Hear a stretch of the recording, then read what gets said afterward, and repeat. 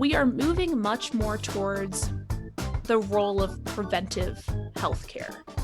And that doesn't have to happen in a hospital. It can happen in our urban spaces, in our neighborhoods, and in our homes. And all of them have the same theme, that you can get care from the environment that you're in if it's well designed. Hey, this is Bon Ku. Welcome to another episode of Design Lab. On this show, we explore the question, how might we design healthier lives? This week, our guest is Dr. Katie Petito. Katie is an environmental psychologist and an assistant professor in the Department of Behavioral Sciences and Leadership at the U.S. Air Force Academy. She received her PhD in Human Behavior and Design from Cornell University.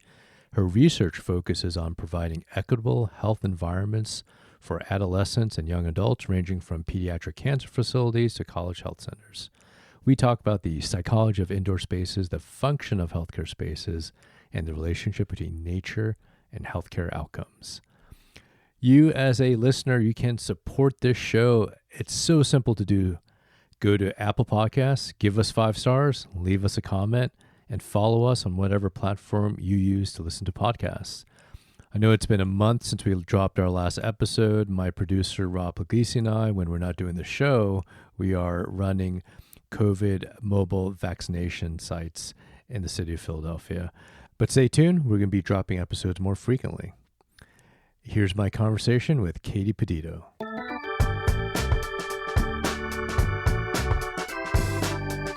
Dr. Katie Petito, welcome to Design Lab. So glad you're here. So excited to be here. Thank you so much for having me on.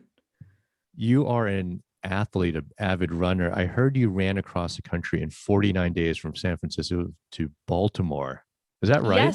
Yes, indeed. And that's kind of the impetus for all of the work that I've been doing recently, but I'll tell you a little bit about that. I was kind of hooked up with the Ulman Cancer Fund for Young Adults, now the Ulman Foundation, based out of Baltimore, Maryland. As a young adult myself, I had been going through the process of being evaluated for the breast cancer mutation. It had run in my family, and in my teens, I actually did the genetic test for it. So I'd kind of been on my radar to look at some of these resources for young adults that might even be contemplating a potential cancer diagnosis. And for me, the genetic mutation was negative, which is fantastic. But I had this brief moment of time where I had to wrestle with, what if it's positive? What does that mean for me? How does that change my life as a young person? So in this connection with the Ulman Foundation, I had decided to take a break from academia after my first year of my PhD. I had gone straight from my PhD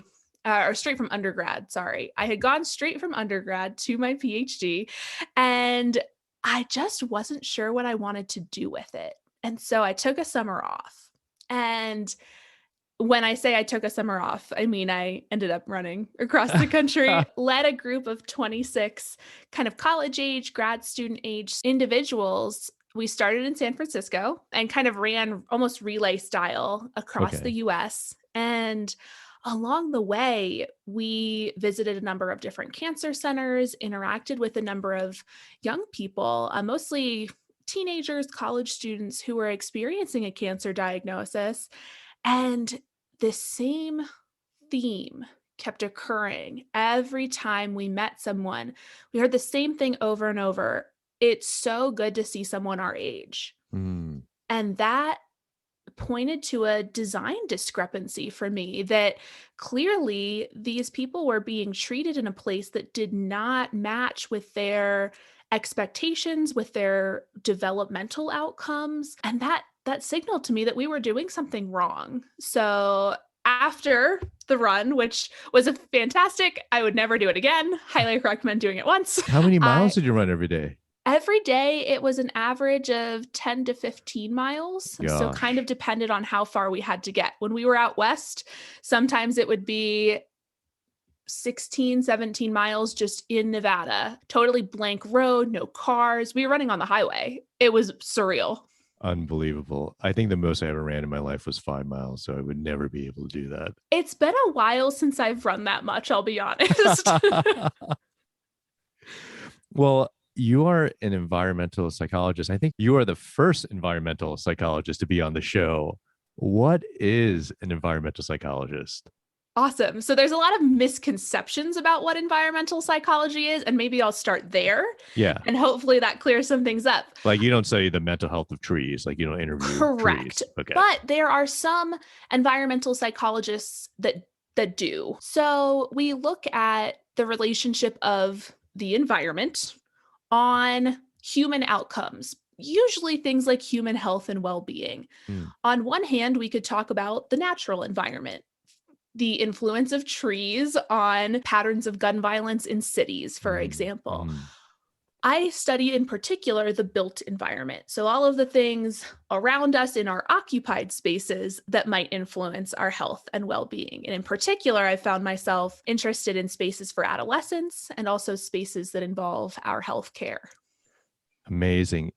And you study this at Cornell University, is that right? My PhD is from Cornell. They have this amazing interdisciplinary program between designers.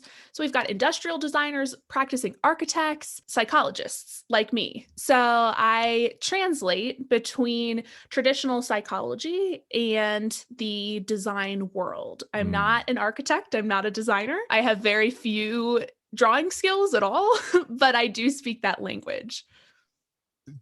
Well, so this is one of the reasons I was so excited to have you on the show to nerd about design, but we both share this common background of having no formal training in design. So I'm trained as a academic physician. I have no formal training in design, but I geek out a lot with designers. I go to conferences like the American Institute of Architects, and they ask me if I'm an architect. I'm like, no, I'm an emergency medicine physician. I get strange stares. So I was wondering, what do the architects and designers think about you as an environmental psychologist in their field and research? What's that like? On one hand, I empathize with this idea of feeling like an outsider and feeling like people don't totally get why you're in that space. Yeah. But I'm lucky, especially because I work in healthcare and health design. And maybe you've experienced this too, that there are people who work, designers who work in healthcare really want to understand what's happening in their space. And so, unlike the individuals who are maybe designing these world famous, highly lauded buildings, architects and designers that work in health design are really focused on the function of their spaces. Mm. And that's where I come in. And so, I've been lucky to have these fantastic collaborations. And the more that I have an opportunity to speak with people in the design world, the better we develop a shared language between psychology and design. Was there any pushback from people in your academic domain of environmental psychology going, why are you, Katie, going into this healthcare design architecture world? For sure. And I think that's echoed by the fact that there aren't really any environmental psychology programs anywhere. There's a Mm, handful in the US, and a handful in Canada and Europe, but a lot of them focus specifically on the natural environment, things like climate change and pro sustainable behavior. It's still very odd to be looking at the function of spaces, the psychology of indoor space. So, from that perspective, traditional psychology departments typically look at my work and say, this isn't psychology. And then architecture and design departments look at my work and say, well, this isn't really architecture or design either. So it's this very odd middle ground, especially trying to find an academic home. so you are this unicorn out there that is able to go in between both these disciplines. And I was curious to know what compelled you to do that. Did you come from a family of designers or psychologists? Like, how did you make that leap? Oh, that's such a good question. I was always interested in health and health environments. My mom worked at Johns Hopkins for years and years. And so I saw the impact of world class care. on the types of people that were coming in and out of this hospital system. But I knew that being a clinician was not for me. That is not a route that I feel like would be particularly successful. So I knew that somehow, some way, I wanted to be involved in people's care. And then finally, throughout this exploration of topics like human factors and environmental psychology, I found that there was this non-clinical way to be involved in the healthcare system without having to perform emergency medicine, for example. I would not be good at that. You would not want me there. So did you go into grad school thinking about that you're like not going to dabble in that did you go into grad school thinking about working in the healthcare space after you graduated?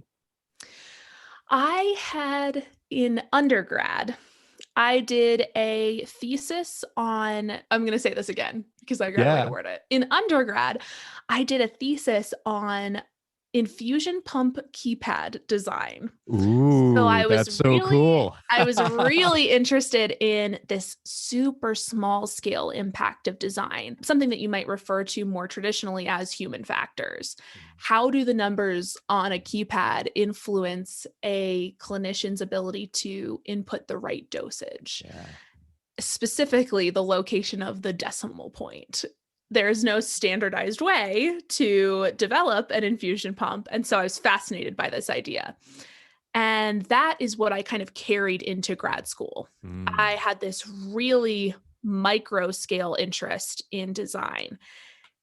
And then I ran across the country and I said, oh, there is this much bigger system that all of these things are happening in. And it involves things like human development Mm. and social psychology. It's this gigantic, macro system of everything that's happening in a healthcare space. So that was what really led me to architectural psychology, environmental psychology at a larger scale. Then you just started hanging out with architects during grad school, is that right? My advisor, Mardell Shepley, is an architect. She's a doctor of architecture, and she kind of took me under her wing as her non-architecture student and kind of led me through this new world and taught me the vocabulary I needed to know to at least sound somewhat credible. And through that, I've connected with just amazing people that work in this. So your research is focused on this like relationship between human behavior, design, and health. Tell us about your thesis that it involved designing universal space for social needs, right? Yes, specifically for adolescents and young adults with cancer. So you can start to see this thread that's maybe pulled through my personal life that really influenced my academic life as well. I knew that I wanted to work with young people. And for anyone who's getting into the grad student world, working with adolescents and young adults is the best. They tell you everything that you want to know, some stuff that you never wanted to know on top of it. I have a teenage daughter, so I definitely understand that. Exactly. It is a great population to work with. So after returning from this run where I'd seen this design discrepancy, I was interested to see if anyone had done anything with it. Mm. And the answer was not really. Wow. There were 9 or 10 facilities in the US, at least, that were focused on providing cancer care for adolescents and young adults. But that was facilitated in different ways through the space. There is an amazing facility in Fort Worth, Texas, that has an entire unit dedicated to adolescent and young adult cancer care. So what does that look like? Wait, what's It's a so center? Like cool. what's the name of the center? So it is the Fort Worth Adolescent and Young Adult Coalition based at Baylor All Saints in Got it. Fort Worth. Okay. And they have their entire floor, and it's amazing. There are a handful of rooms. It's a small unit, but a Okay. handful of rooms that open on to this shared space that has a number of different recreational opportunities. There's a kitchen, there's these opportunities for informal social interaction. You don't have to go into the space and say, I'm going to sit here and wait for someone to talk to me. Wait. There's a kitchen. So we're talking about an inpatient hospital that serves patients with cancer, and they're admitted as inpatients, and there's a kitchen in there. There is. So for families who are interested in maybe staying for a little bit longer, and the rooms facilitate that as well. There's this great family patient connection between the space and the rooms. Wow. And it serves as this hub Mm. for people to come and interact without any expectations. And I thought that was just so successful, but that was the only one. Oh, wow. And it makes And so that much was sense because crazy. if you go into any home, the kitchen is the common area.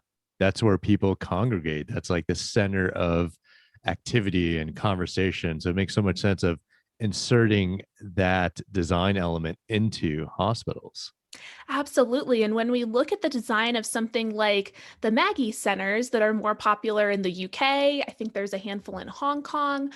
They use the kitchen as what they call the hearth, the heart of the center, Mm, because Charles Jenks, some of you might be familiar with him, he's an architectural writer. His wife, Maggie, was diagnosed with cancer. He wanted to create this psychosocial space mm. for people like her.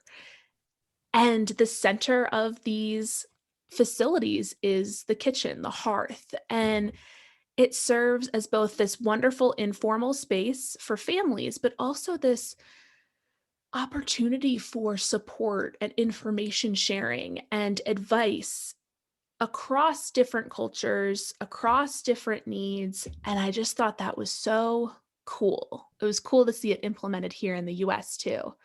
I love these Maggie centers. For those who aren't familiar with them, can you describe what these Maggie centers look like? Because I think they should represent some of the future of healthcare spaces. When we think of a future of healthcare spaces, we think of like AI and a lot of digital interfaces. But if I'm a patient and I get a diagnosis of cancer, I want to end up at a Maggie center.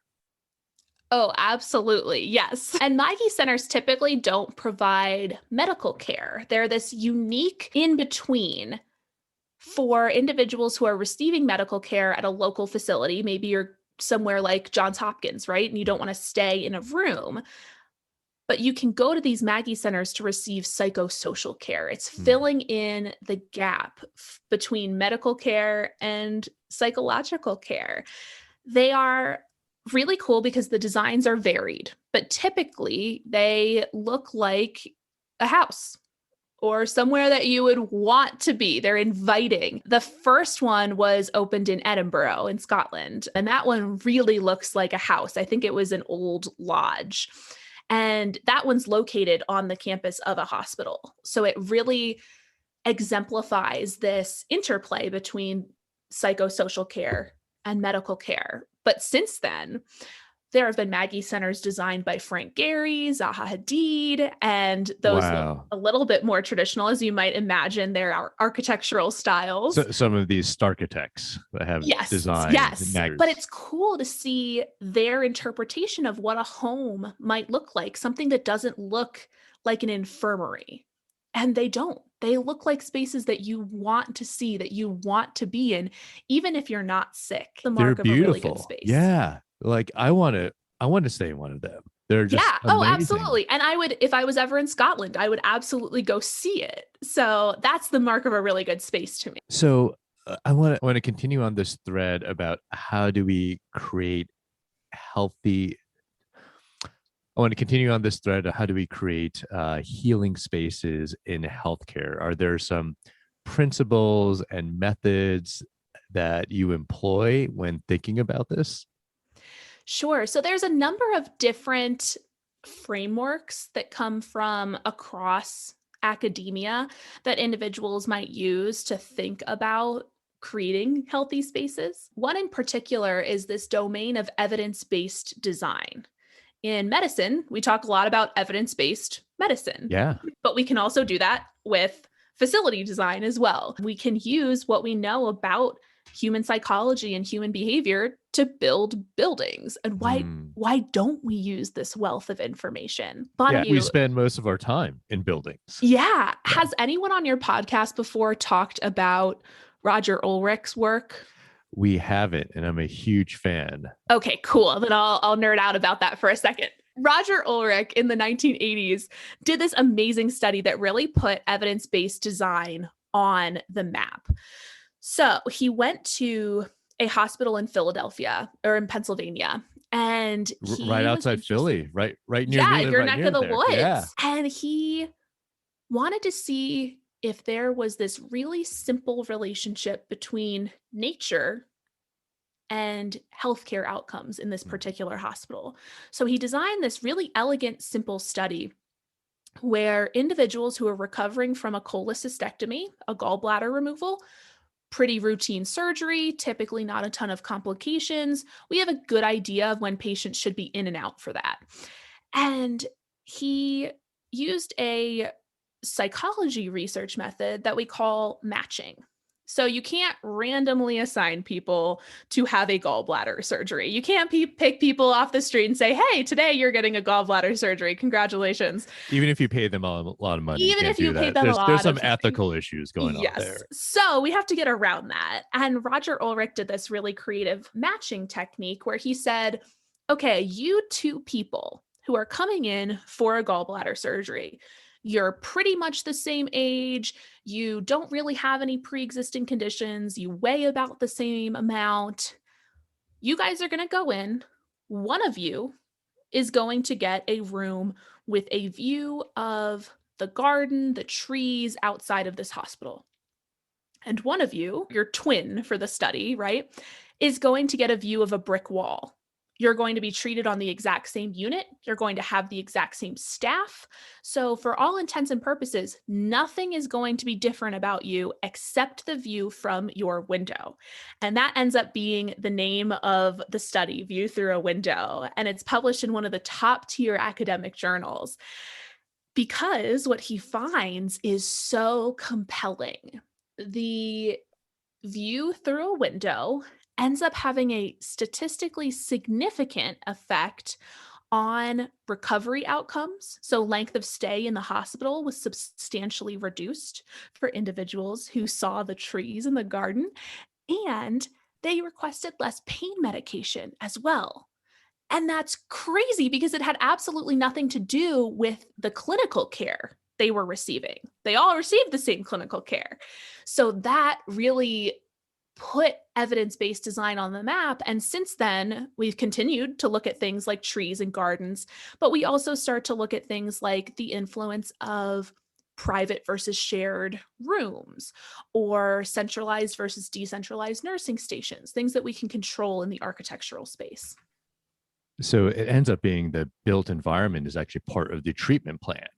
Yes. It's as essential as the medications or the procedures, but the environment around you should be thought of just as important as the medication treatment a patient receives. I'm going to nerd out about that exact point with some evidence from my dissertation as well. In looking at adolescent cancer care facility in a survey of 100 plus young people throughout the United States being treated at all sorts of different facilities for all sorts of different cancers, so really varied population, what I found was that when looking at health-related quality of life, that's a really specific measure, but it's one that hospitals care about. They want your quality of life to be good. They don't just Yeah. want to heal your disease. And I was really interested in what else constitutes health-related quality of life, because a big portion of it is health, how you feel. If you don't feel well, your quality of life is worse. Yeah. And I was curious if there was any possibility that the environment could influence health-related quality of life in a meaningful way without including anything clinical. And it turns out that when you use certain methods to measure the adequacy of the environment, so how well a patient feels like their needs have been met, it actually influences health-related quality of life in such a statistically significant way that we might actually see that number in a successful clinical trial for a new medication. Whoa. And I remember checking and rechecking it in my statistical package and being like, no, no way. That can't possibly be true. And then it brought me back to this original thought that I had when I was a lot younger, that there has to be some way that non-clinical people can make a difference in care. And here it was in all of these, beautiful numbers.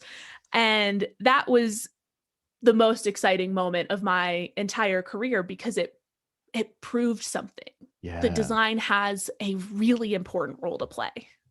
1000%. And you've done some pretty cool projects around design in healthcare. Can you speak about some of them? And, some of them in my research was, the example of how we can reduce the clinical load of practitioners in ICUs, and then how you're using some of these design methods like prototyping to create better spaces in healthcare. Sure. I'll tell you about one in particular that I really enjoyed being part of because the methods were awesome, the population was fantastic, and I think our findings were really meaningful. I was involved 2 years ago with a study of VA centers, Veterans Affairs facilities, 2 of them in the New York City kind of tri-state area. And we were interested in seeing what veterans actually wanted in an acute care facility. So, if you're Mm, being treated for acute, intense psychological distress as a veteran, is it possible that your needs are different than the average acute care population? mm, So, that was our hypothesis, that there was something unique about this population that might require slightly different approaches in the design of this space. So we conducted a series of what we called listening sessions that were basically focus groups, both with patients and their families and also with staff. mm. So individuals who are experienced working with this population and in their space. And when we talk about the design of mental and behavioral health care, it's this really important balance between safety and comfort, both patient safety, but also staff safety.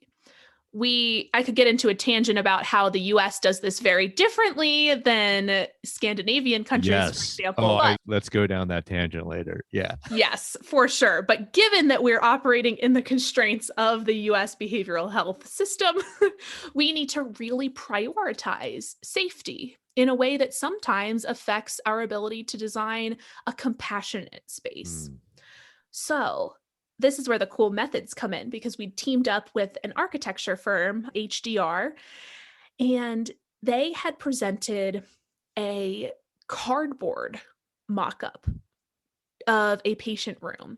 It was full scale. You could walk through it. You could kind of see how things related to each other. You could see the relationship of the bed to the window, for example, in the bathroom.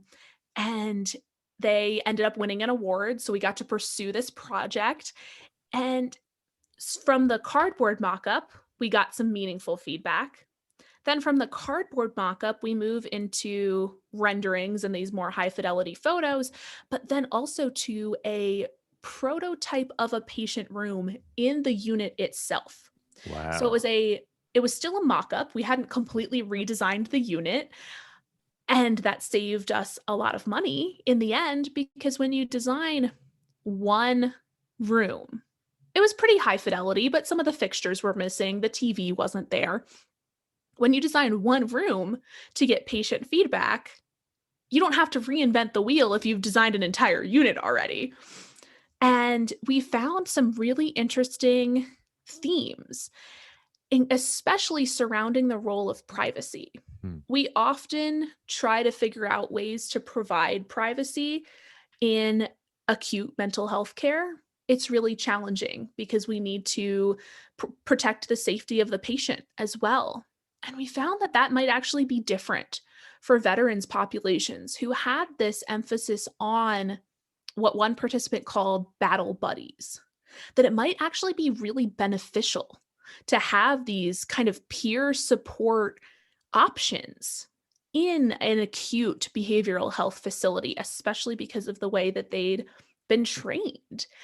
And that was really cool because that's not something that you would typically hear from someone in acute mental health care. So I loved that study. I loved that we were able to see the progression of this room. And at each iteration, it took into account feedback from people who were actually going to be there instead of us just assuming what they could possibly want.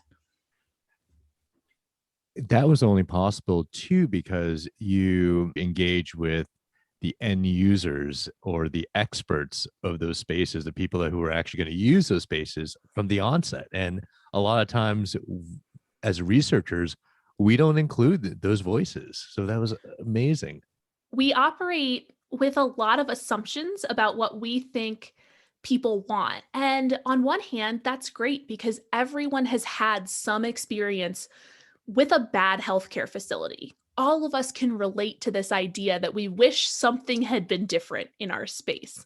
But when we talk about really specific populations like veterans, adolescents with cancer, college health students, there are specific needs that are very different than mine or yours that we can't make assumptions about. And I have a quick anecdote about one that really stood out to me, this assumption. If you ever go into a cancer care facility and they have a room or a unit that's billed for teenagers, sometimes they'll call it teen rooms, adolescent and young adult room, almost always there is a ping pong table or a foosball table, some kind of recreational thing, and it's the focal point of the space. And that's awesome if you are maybe the sibling of a patient. But as soon as you go in and observe what's happening around these ping pong tables or foosball tables, one of them was air hockey, you realize that on an inpatient unit, most individuals with cancer have an IV pole and not only aren't particularly mobile, but really cannot possibly be playing a meaningful game of air hockey. And it's funny, but it's also this just kind of sad example of our assumptions and our biases. We assume that teenagers must want to play air hockey, but not these teenagers. They need something entirely different, and we haven't asked them yet. I love that example. And you alluded to before about how we do things differently in the US than in other countries. Can you speak upon the Scandinavia example?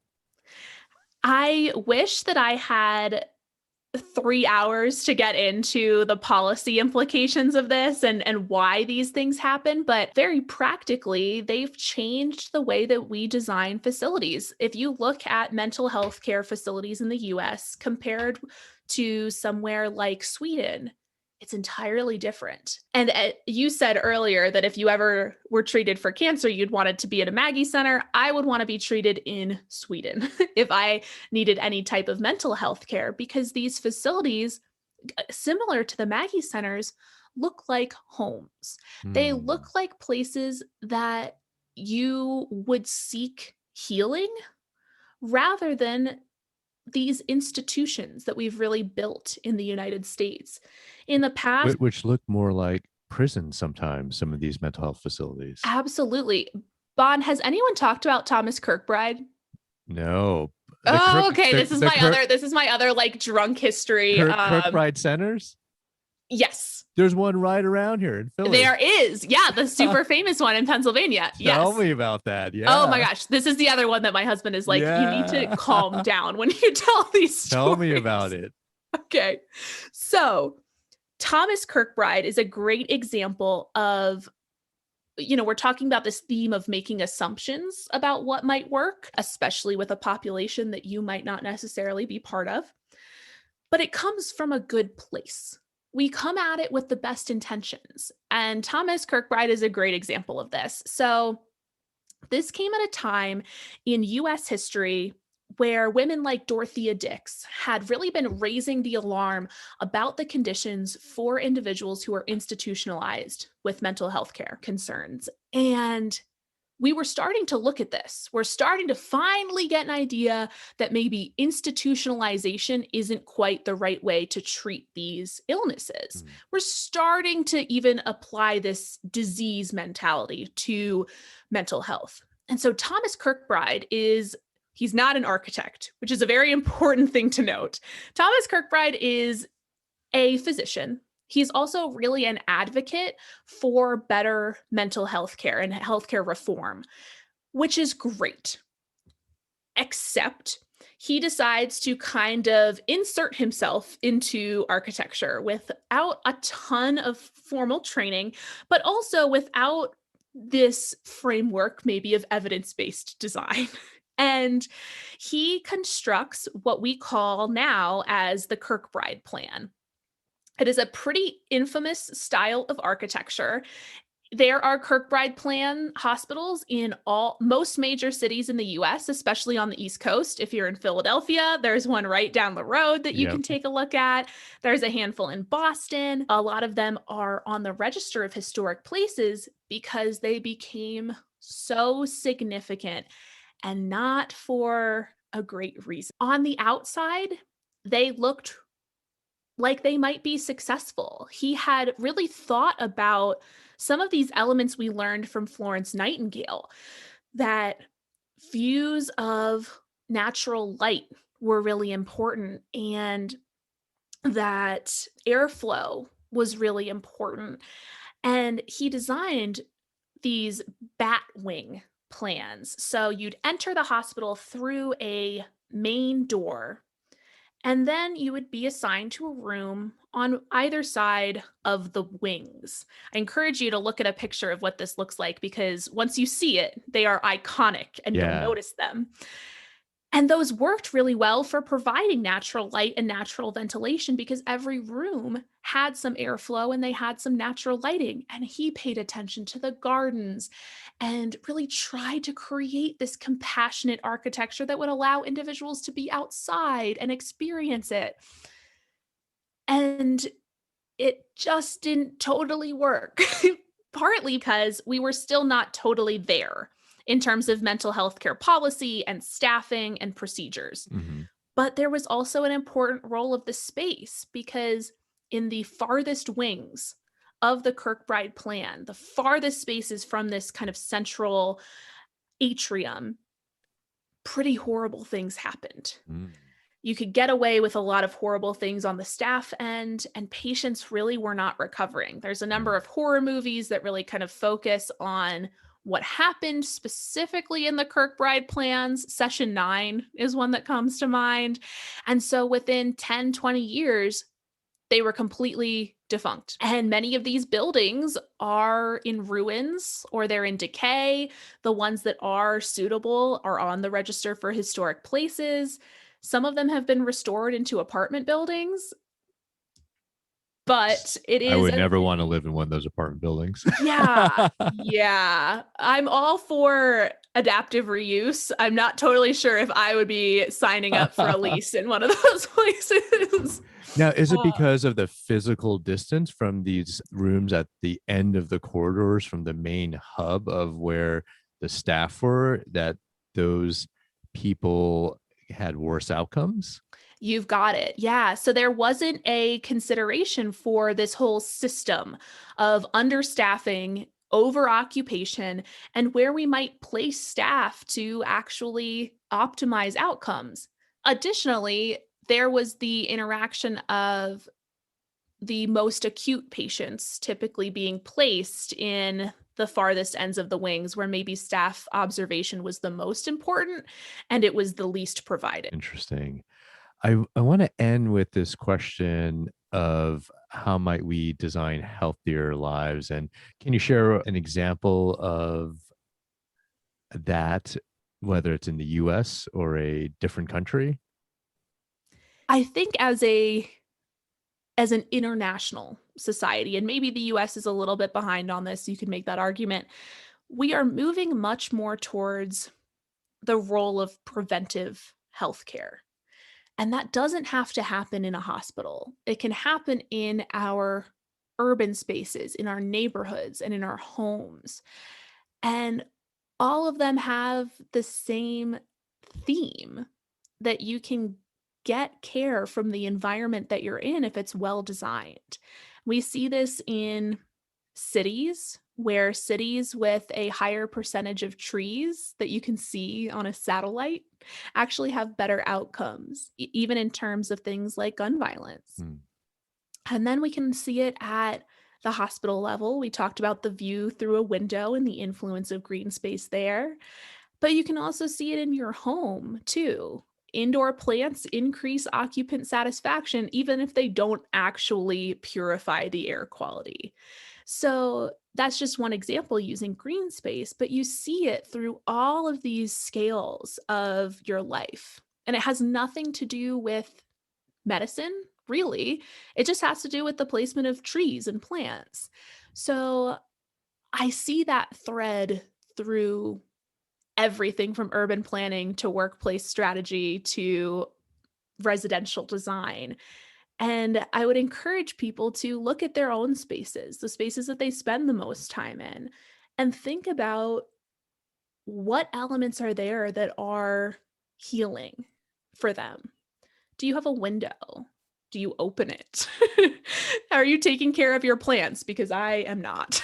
And how are you cultivating healing in your own spaces? You don't have to be in a hospital to be healing. I love that. And I think we've all been thinking a lot more about this since we've been indoors so much during the pandemic. And I know for me personally, I've been trying to access green spaces a lot more during the pandemic. And I hope to continue that sort of change in my lifestyle as we're nearing the end of this pandemic. Absolutely. And even though at the beginning of this podcast, I said, I'm an environmental psychologist, but I don't do green space, I am a huge advocate for green space. And the mental and behavioral health benefits of green space are unending. So if you're out there, get outside. Even 10 minutes is enough to restore your cognitive powers and reset your heart rate a little bit. Katie Petito, joy to talk with you. Thank you so much for coming on the show. Awesome. Thank you so much, Bon. It has been fantastic. You can find Katie Petito on Instagram and Twitter. She is at PROFPEDITTO. And check out her website, KATIPEDITTO.com. Reach out to me by Twitter, Instagram, or email. I can be found at BONKU on Twitter, at DRBONKU on Instagram, or email bon@designlabpod.com. Rob Puglisi produced this episode. Our theme music was created by Emmanuel Houston, and the cover design by Eden Liu. We will see you next week.